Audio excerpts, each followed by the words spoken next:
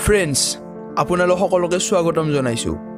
এজন ল'ৰা যাৰ নাম হৈছে মনন শাহ, ক্লাছ 10ত ফেইল কৰা এই ল'ৰাজনে আজি Microsoft, Google, Apple, Yahoo, Facebook আদি ডাঙৰ কোম্পানীবিলাকৰ ছিষ্টেমত বাগ অৰ্থাৎ তাত যি কমি আছে সেইবিলাক বিচাৰি কোম্পানীক ইনফৰ্ম কৰি কোম্পানীৰ হ'ব পৰা ডাঙৰ লোকচানৰ পৰা বচাই কৰোৰ টকা উপাৰ্জন কৰে।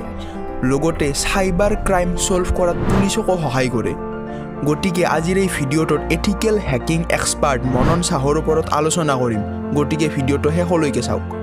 1993 চনৰ 19 আগষ্টত গুজৰাটৰ এখন সৰু গাঁৱত মনন শাহৰ জন্ম হৈছিল।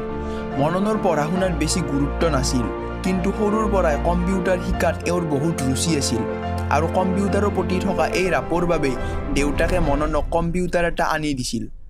কম্পিউটাৰ আনি দিয়াৰ পিছত মননে দিন ৰাতি কেৱল কম্পিউটাৰতেই লাগি আছিল, যাৰ কাৰণে পঢ়া শুনাত গুৰুত্ব নিদিয়াৰ ফলত ক্লাছ 10ত মননে ফেইল কৰিবলগীয়া হৈছিল। ইয়াৰ পিছত মননে স্কুল বাদ দিয়াৰ সিদ্ধান্ত লৈছিল আৰু তাৰ পিছত তেওঁ কম্পিউটাৰতে বেলেগ এক্সপেৰিমেণ্ট কৰা আৰম্ভ কৰিছিল। কিন্তু পঢ়া শুনা বাদ দিয়াৰ বাবে তেওঁলোকৰ ওচৰে পাজৰে থকা মানুহবোৰে কৈছিল যে যিজন ল'ৰাই ক্লাছ 10 পাছ কৰিব নোৱাৰিলে সেইজন ল'ৰাই আগলৈ জীৱনত কি কৰিব পাৰিব। কিন্তু মননক তাৰ মাক দেউতাকে সদায় ছাপোৰ্ট কৰি আছিল।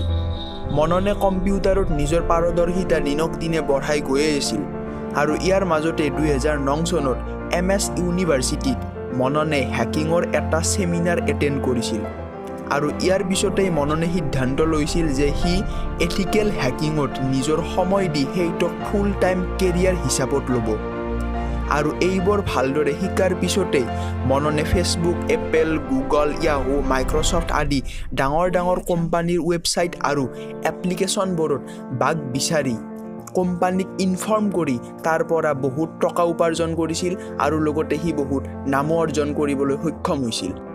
আৰু ইয়াৰ পিছত তেওঁলোকৰ ৰাজ্যৰ পুলিচবোৰেও তাক চাইবাৰ ক্ৰাইম ছল্ভ কৰাবলৈ তেওঁৰ সহায় লোৱা আৰম্ভ কৰিছিল।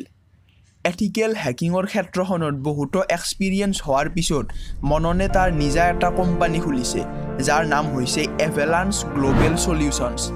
এই কোম্পানীটো চাইবাৰ ক্ৰাইম ৰখোৱাত পুলিচক সহায় কৰে। লগতে মননে হেকিঙৰ ক্ষেত্ৰখনত এনেকুৱা বহুতো কাম কৰিছে যিয়ে আন হেকাৰবোৰতকৈ মননক অলপ বেলেগ বনায়।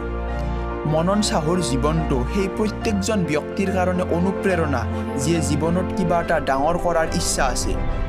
গতিকে এওঁৰ জীৱনৰ পৰা আমি এইটোৱেই শিকিব পাৰোঁ যে আমি সদায় নিজৰ পেশ্যন ফ'ল' কৰিব লাগে। কিন্তু ইয়াত মই আপোনালোকক কোৱা নাই যে পঢ়া শুনা বাদ দি পেশ্যন ফ'ল' কৰক। ইয়াৰ পৰা আপোনালোকক মই এইটোৱেই ক'ব খুজিছোঁ যে আপুনি যি কৰি আছে অৰ্থাৎ পঢ়া শুনা, জব যি কৰি আছে কৰি থাকক, কিন্তু লগতে নিজৰ পেশ্যনটোৰ ওপৰতো কাম কৰক, নিজৰ পেশ্যন ফ'ল' কৰক। গতিকে যদিহে ভিডিঅ'টো চাই ভাল লাগিছে ভিডিঅ'টো লাইক কৰি দিব। ভিডিঅ'টো কেনেকুৱা পালে তলত কমেণ্ট কৰি জনাই দিব। আগলৈও এনেকুৱা ধৰণৰ ভিডিঅ' পাই থাকিবলৈ চেনেলটো ছাবস্ক্ৰাইব কৰি দিব আৰু আগলৈও ভিডিঅ'টো শ্বেয়াৰ কৰি দিব। ধন্যবাদ।